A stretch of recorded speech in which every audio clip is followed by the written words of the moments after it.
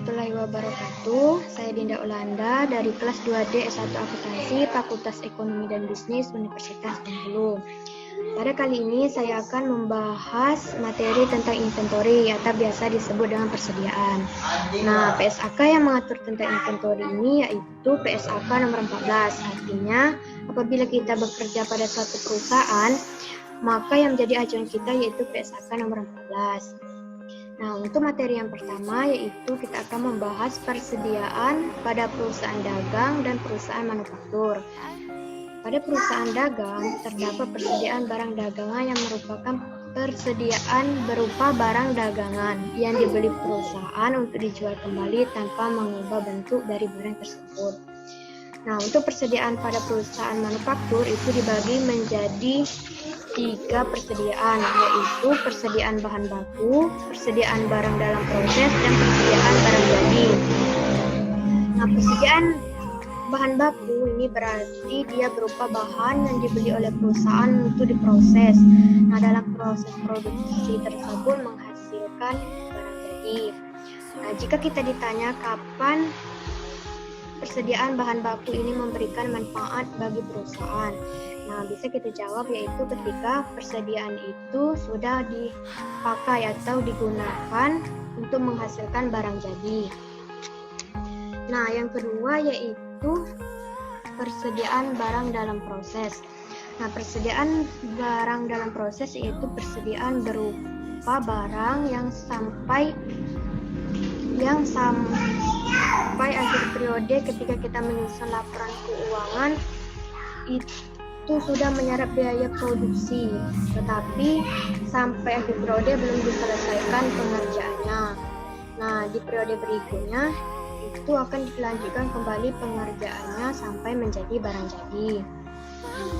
Nah, yang ketiga yaitu persediaan barang jadi. Persediaan barang jadi yaitu persediaan berupa barang yang sudah melalui tahapan produksi dan sudah siap kita jual dan diserahkan kepada pemesan atau konsumen. Untuk materi yang kedua yaitu penentuan kuantitas atau unit barang dagangan. Nah,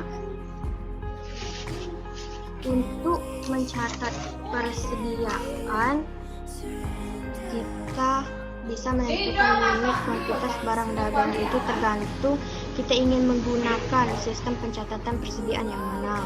Nah, apabila kita menggunakan sistem pencatatan perpetual, maka pasti akan timbul pertanyaan, bagaimana sih cara menentukan berapa unit atau kuantitas barang dagang yang masih tersisa pada akhir periode?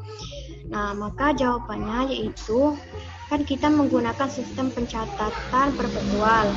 Nah, maka kita akan menggunakan kartu persediaan. Nah, kartu persediaan itu kita gunakan untuk mencatat transaksi yang berhubungan dengan mutasi barang dagangan. Nah, jika barang dagangan dibeli, berarti barang dagangan kita masuk atau bertambah, maka kita akan update kartu persediaan kita bertambah.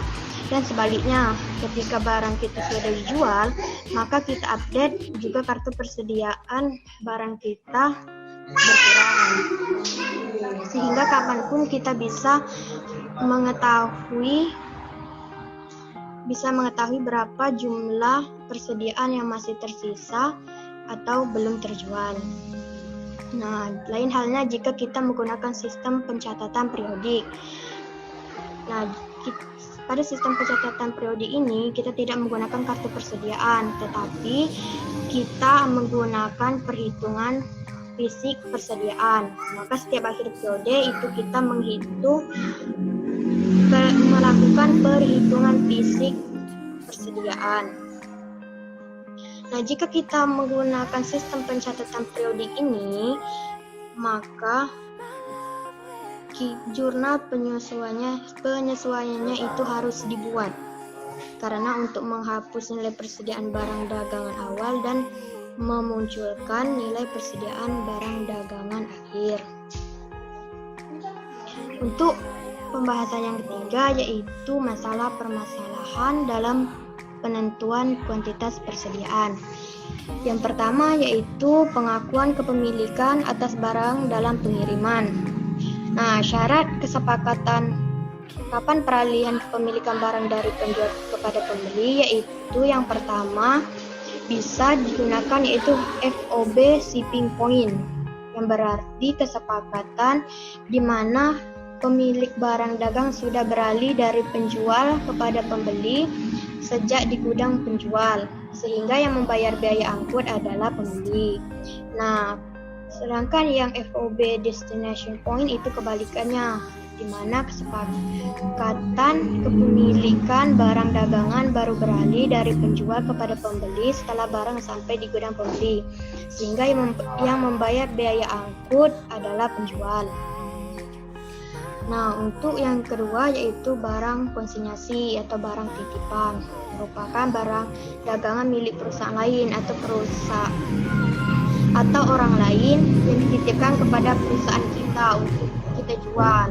Nah, kepemilikan barang titipan ini masih di tangan perusahaan yang memiliki barang, bukan milik perusahaan kita atau perusahaan yang menjualkan.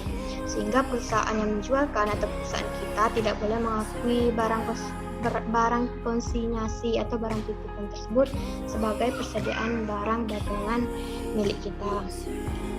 Nah, yang kedua yaitu metode penilaian persediaan. Nah, penilaian persediaan adalah menentukan nilai persediaan barang dagangan akhir yang akan disajikan sebagai persediaan barang dagangan pada laporan posisi keuangan. Nah, ada beberapa metode penilaian persediaan, diantaranya yaitu metode harga perolehan. Nah, penilaian persediaan menggunakan harga perolehan artinya nilai persediaan akhir itu dihitung dengan mengalihkan unit yang tersisa dikalikan dengan harga perolehan per unit. Nah, harga perolehan atas barang dagangan yaitu semua pengeluaran yang dibayarkan oleh perusahaan untuk memperoleh barang dagangan sampai barang dagangan tersebut siap untuk dijual. Nah, cara untuk menentukan nilai persediaan berdasarkan metode perolehan yaitu bisa dilakukan dengan identifikasi khusus.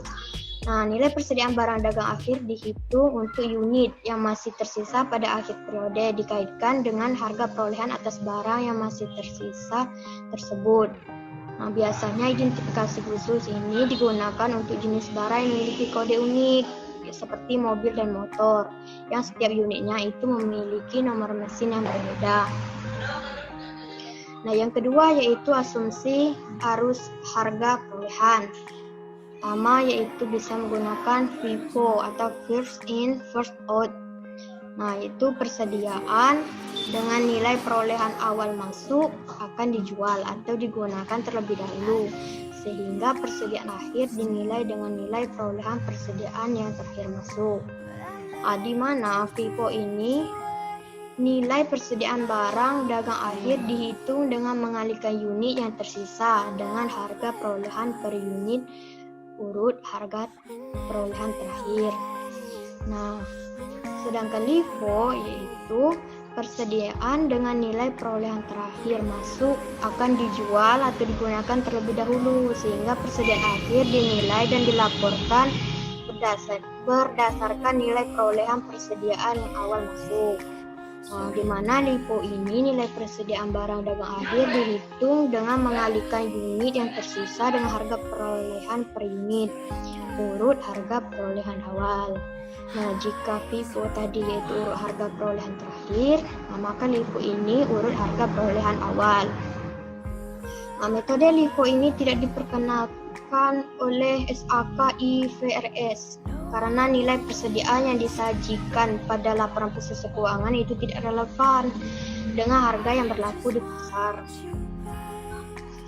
Nah, yang ketiga yaitu metode rata-rata atau average method.